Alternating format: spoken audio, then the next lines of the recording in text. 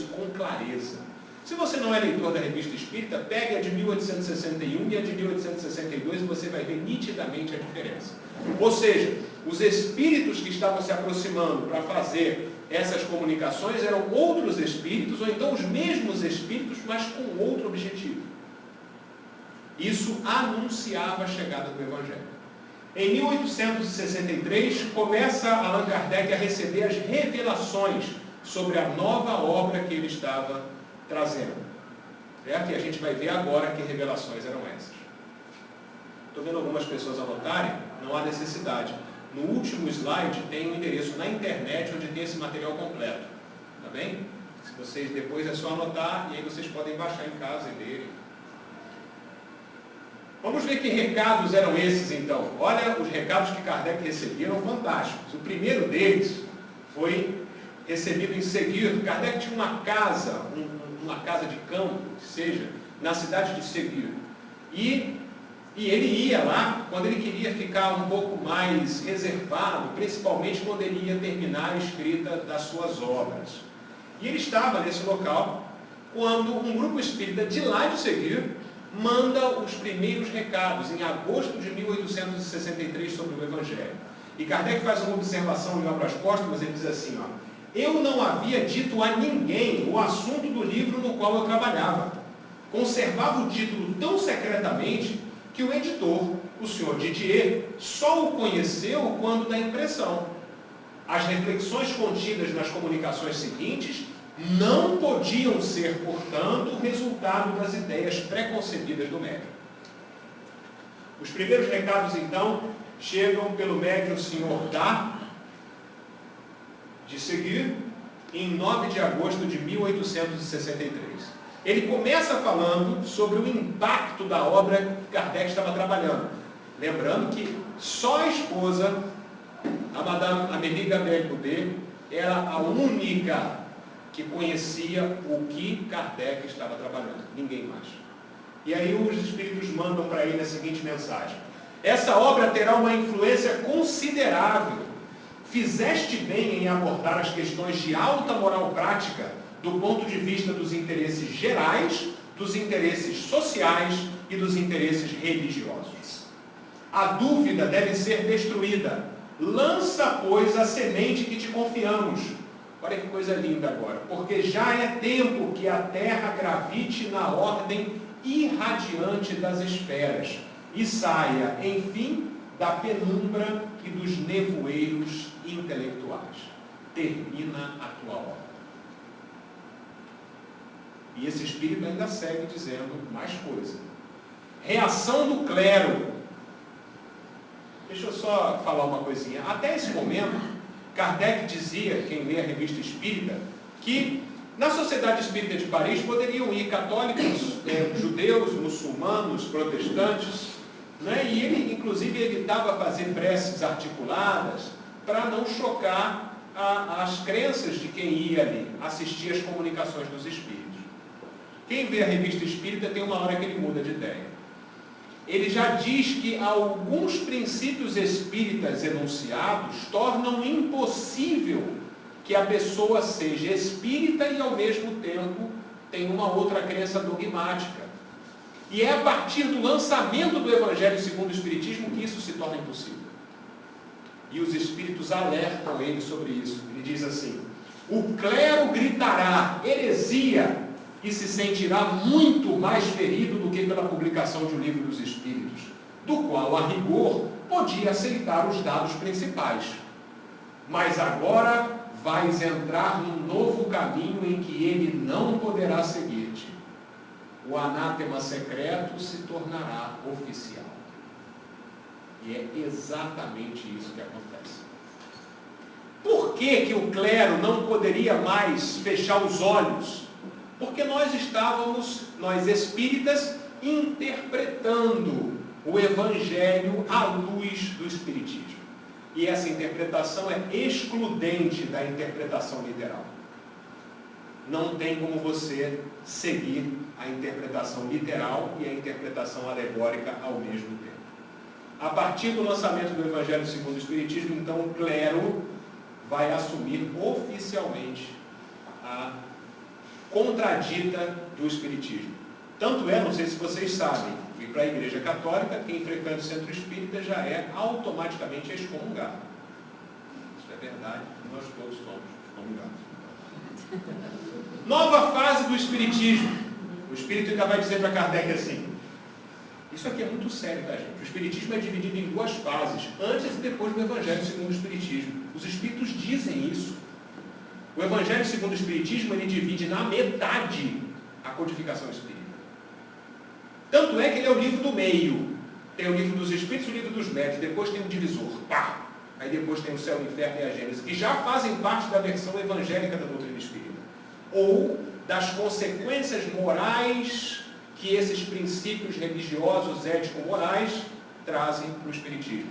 E os Espíritos já dizem, em 1863, isso. Te será necessário declarar abertamente o Espiritismo tal como ele é, e mostrar a todos onde se encontra a verdadeira doutrina ensinada pelo Cristo. Vocês veem por que é impossível o clero seguir?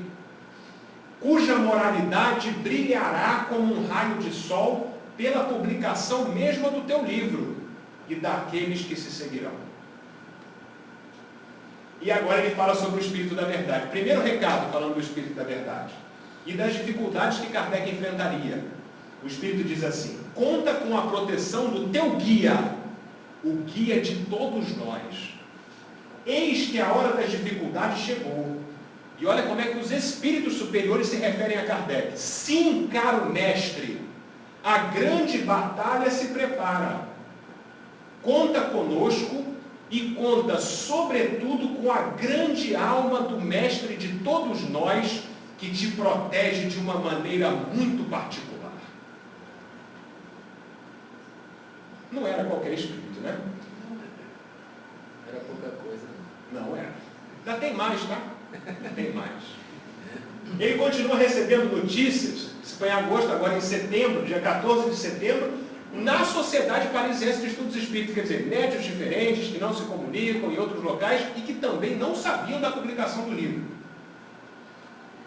Nova fase do Espiritismo, de novo, o Espírito vai dizer, é um passo considerável adiante e abre, afinal, ao Espiritismo, a estrada larga das aplicações úteis ao bem da sociedade.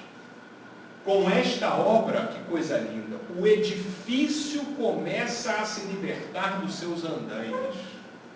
E já se pode entrever a sua cúpula desenhar-se no horizonte. Continua, pois, sem impaciência e sem fadiga. O monumento estará terminado na hora determinada. O edifício começa a se libertar dos seus andaimes.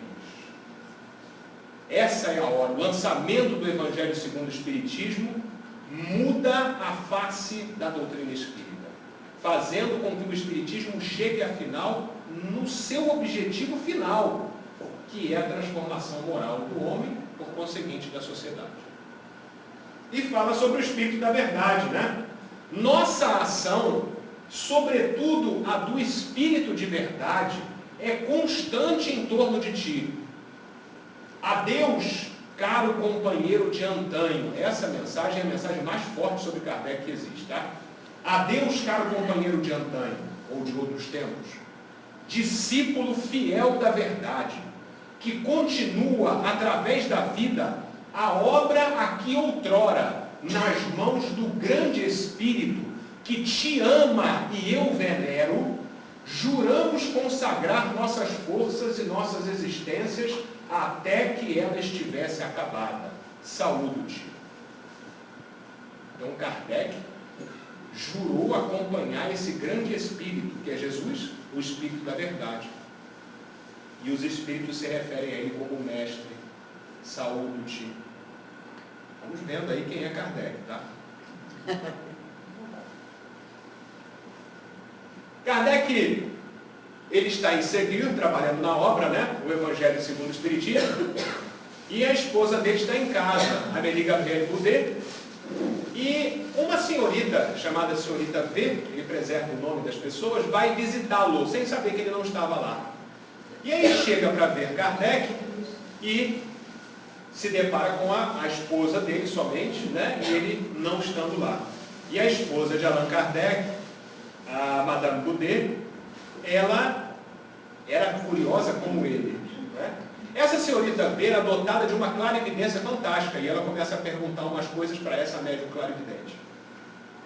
Kardec vai dizer assim, ó, a senhorita V, natural de Lyon, é dotada de uma notável segunda vista.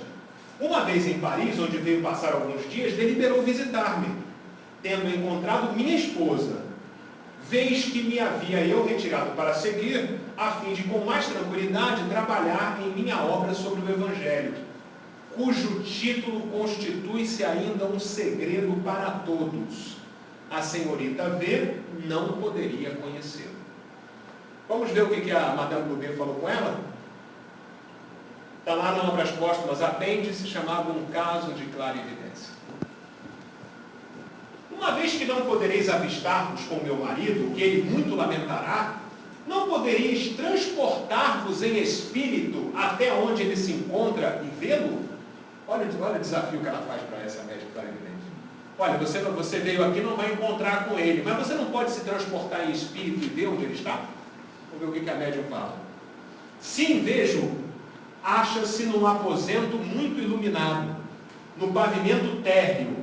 Ali há 3 janelas, e como tudo é alegre, a casa é circundada por jardins, por toda a parte árvores e flores, tudo respira calma e tranquilidade.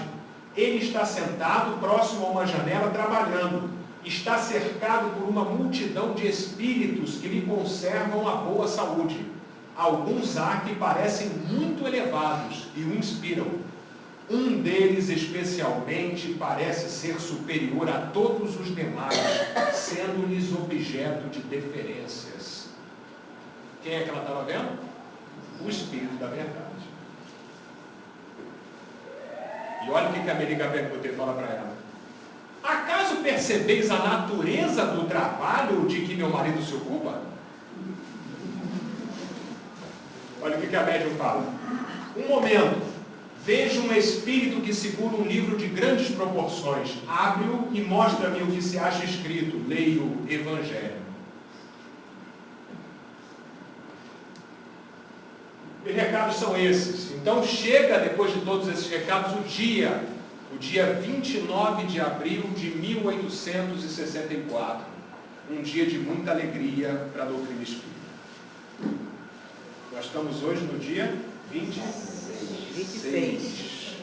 Estamos daqui, então, 3 dias comemorando exatos 150 anos do lançamento do Evangelho segundo o Espiritismo. Ele foi lançado, então, no dia 29 de abril. A sua primeira edição chamava-se A Imitação do Evangelho segundo o Espiritismo. E o Espírito da Verdade manda um recado sobre esse livro por um grupo de Bordeaux, que não tinha nenhuma ligação com Kardec, e manda para a Revista Espírita. Ele vai dizer assim: acaba de aparecer um novo livro, é uma luz mais brilhante que vem clarear a vossa marcha. Assinado o Espírito da Verdade, com a mensagem do grupo São João de Bordeaux, foi enviada à Revista Espírita. O grupo não sabia do lançamento, tá? Nas edições seguintes, esse título, A Imitação do Evangelho segundo o Espiritismo, foi alterado para o Evangelho segundo o Espiritismo. Aí vocês vão dizer assim, foi orientação espiritual. Foi o editor dele, o seu Didier, que encheu a paciência do professor. Professor, tudo bem, a obra é fantástica, mas a imitação fica muito ruim. Ele era uma espécie de marqueteiro também, né? E ele tanto falou na cabeça do professor Allan Kardec que ele trocou o nome, de vez de A Imitação do Evangelho segundo o Espiritismo, ele bota o Evangelho segundo o Espiritismo. Temos que convir que o seu Didier estava coberto de razão. Ele vai dizer em Obras Póstumas assim: esse título foi a princípio na primeira edição, Imitação do Evangelho. Mais tarde, por causa das reiteradas observações